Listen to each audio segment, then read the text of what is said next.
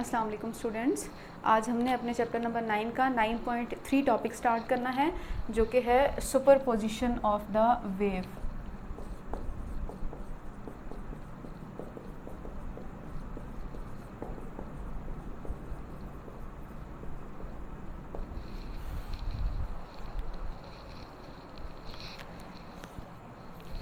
अगर हम सुपरपोजिशन को देखें तो देखें, सुपरपोज करने के वर्ड से हमारे माइंड में एक बात आती है ना।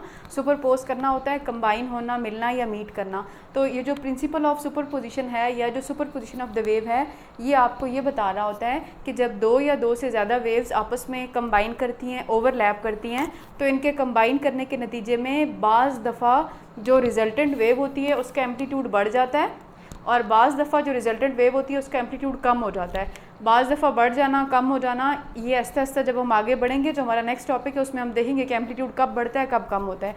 आप यूँ कह सकते हैं कि जब दो या दो से ज़्यादा वेव्स आपस में ओवरलैप करती हैं, तो जो रिजल्टेंट वेव होती है, चाहे एम्पलीट्यूड बढ़े चाहे कम हो, उस वेव का जो नेट डिस्प्लेसमेंट है वो कैलकुलेट करने के लिए आप दोनों इंडिविजुअल वेव के डिस्प्लेसमेंट्स को आपस में ऐड अप कर देते हैं, तो जो हमारे पास रिजल्टेंट वेव बनती है उसका डिस्प्लेसमेंट आ जाता है। सिंपल सी आसान सी बात प्रिंसिपल ऑफ सुपरपोजिशन में उसने आपको ये बताई है। ठीक है, जब दो वेव्स हैं जो किसी भी सेम नेचर की हों, ठीक है, और वो सेम मीडियम में से पास कर रही हूँ, सेम मीडियम से पास कर रही हूँ, तो जो आपस में ओवरलैप करें और इनके ओवरलैप करने में जो रिजल्टेंट वेव बनती है ना, रिजल्टेंट वेव का जो नेट डिस्प्लेसमेंट होता है वो इक्वल हो जाता है डिस्प्लेसमेंट्स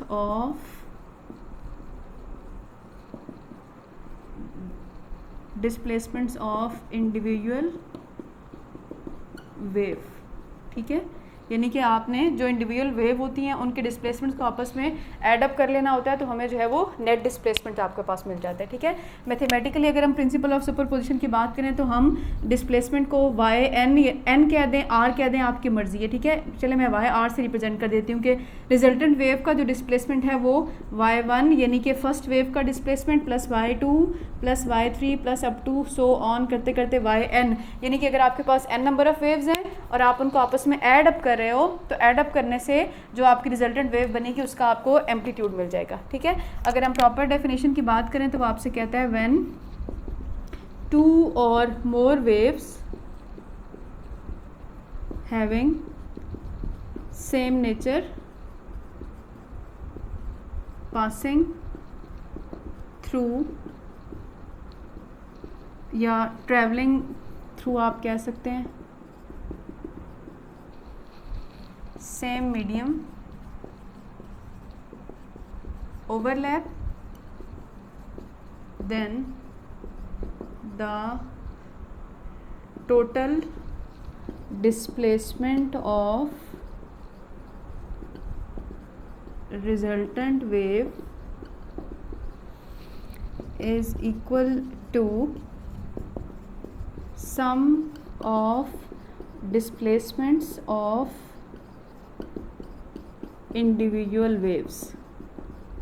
ठीक है, कि जब दो या दो से ज़्यादा वेव्स किसी भी मीडियम में पास कर रही हों, ट्रैवल कर रही होंगी और वो आपस में ओवरलैप करेंगी, कंबाइन करेंगी, तो जो रिजल्टेड वेव बनेगी, भले उसका एम्पलीट्यूड बढ़ा या भले उसका एम्पलीट्यूड कम हुआ, इररिस्पेक्टिव ऑफ दिस कंडीशन जो रिजल्टेंट वेव का डिस्प्लेसमेंट होगा वो आप उन दोनों वेव के डिस्प्लेसमेंट्स को आपस में ऐड अप करेंगे तो आप उसका नेट डिस्प्लेसमेंट कैलकुलेट कर सकते हैं। ठीक है, मैथमेटिकली एक्सप्लेन करने के लिए वो आपको एक एग्जांपल या एक डायग्राम के थ्रू यूँ बता रहा है कि फॉर एग्जांपल हमारे पास एक्स एक्सिस पे आपने टाइम ले लिया और वाई एक्सिस पे आपने डिस्प्लेसमेंट ले लिया। ठीक है, अब देखिए एक वेव है जो यूँ पास कर रही है और लेट सपोज ये पॉइंट मैं कह देती हूँ 1, यहाँ पर आपने डिस्प्लेसमेंट देखना है, और स्टूडेंट्स जो दूसरी वेव है वो यूँ ट्रैवल कर रही है, तो लेट सपोज मैं आपसे कहती हूँ आपने यहाँ पर डिस्प्लेसमेंट चेक करना है। ठीक है, तो आप क्या करेंगे, आपने डिस्प्लेसमेंट देखना है तो आप यहाँ से एक परपेंडिकुलर लाइन ड्रॉ करेंगे। फॉर एग्जांपल मैं आपसे कहती हूँ यहाँ का डिस्प्लेसमेंट +5 हो गया। ठीक है, अब ये हमारा पॉइंट 2 है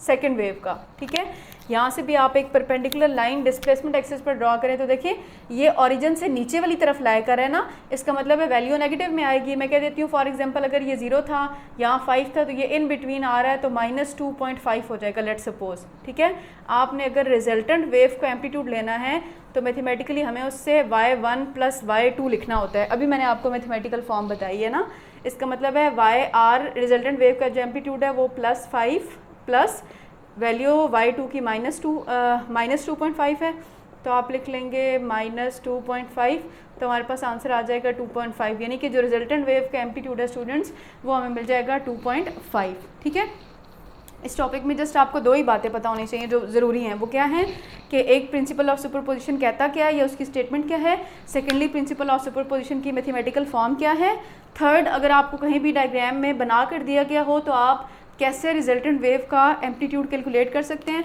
एंड फोर्थ और लास्ट बात यह है कि प्रिंसिपल ऑफ सुपरपोजिशन में हम वेव के कंबाइन करने के बारे में स्टडी कर रहे होते हैं ना। तो देखिए स्टूडेंट्स, जब भी दो या दो से ज़्यादा वेव्स आपस में कंबाइन करती हैं तो इनके कम्बिनेशन के नतीजे में फ़िज़िक्स में डिफरेंट फिनोमेनास प्रोड्यूस होते हैं। अब वो डिफरेंट फिनोमेनास कौन कौन से होते हैं हम बारी बारी इस पर बात कर लेते हैं। देखिए उन डिफरेंट फिनोमेनास के प्रोड्यूस होने के लिए ना हम वेव्स में तीन बातों को डिफ़ाइन कर रहे होते हैं। कौन कौन सी? हम कहते हैं हम वेव की फ्रीक्वेंसी, हम कहते हैं हम वेव की डायरेक्शन और वेव का टाइम, मतलब इन तीन फैक्टर्स के बारे में हम बात कर रहे होते हैं। तो फिर हम फिज़िक्स में इन तीन फैक्टर्स को डिस्कस करके हम तीन फिनोमेनास को डिस्क्राइब करते हैं। नंबर 1 हम कहते हैं कि अगर दो वेव्स हैं having same frequency,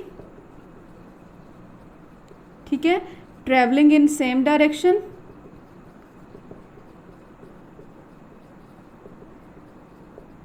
having same amplitude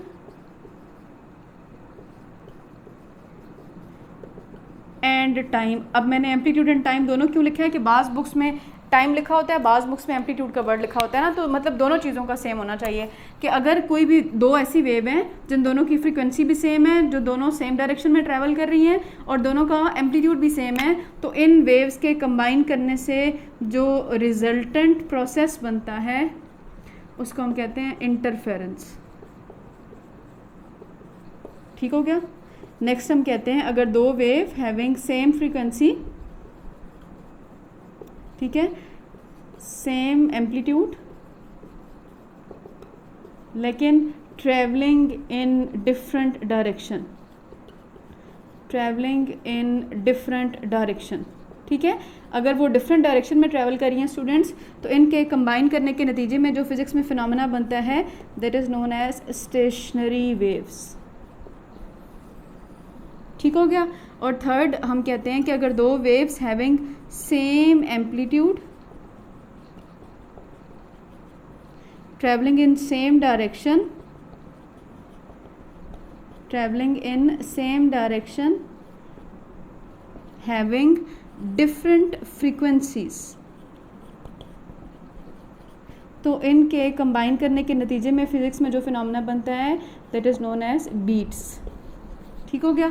ये बात आपने याद रखनी है कि अगर आपने ये जो मैंने लिखा ना फ्रीक्वेंसी, डायरेक्शन, टाइम या एम्पलीट्यूड, ठीक है, इनको हम कहते हैं ये वेव करेक्टरिस्टिक्स हैं। तो अगर जो दो वेव्स आपस में कंबाइन कर रही हैं उनकी ये तीनों वेव करेक्टरिस्टिक्स जो अंडर डिस्कशन है, फ्रीक्वेंसी, डायरेक्शन, एम्पलीट्यूड और टाइम, अगर ये तीनों सेम होंगी तो फिर इनके कंबाइन करने के नतीजे में जो फिनोमेना बनेगा दैट इज़ इंटरफेरेंस। अगर फ्रीक्वेंसी और एम्पलीट्यूड सेम है लेकिन वो अपोजिट डायरेक्शन में ट्रैवल कर रही हैं तो उनके रिजल्ट में जो फिनोमेना बनेगा दैट इज स्टेशनरी वेव्स। और अगर फ्रीक्वेंसी डिफरेंट है, बाकी दोनों बातें सेम है, तो फिर इनके नतीजे में जो बनने वाला फिनोमेना होगा that is known as beats. ठीक है।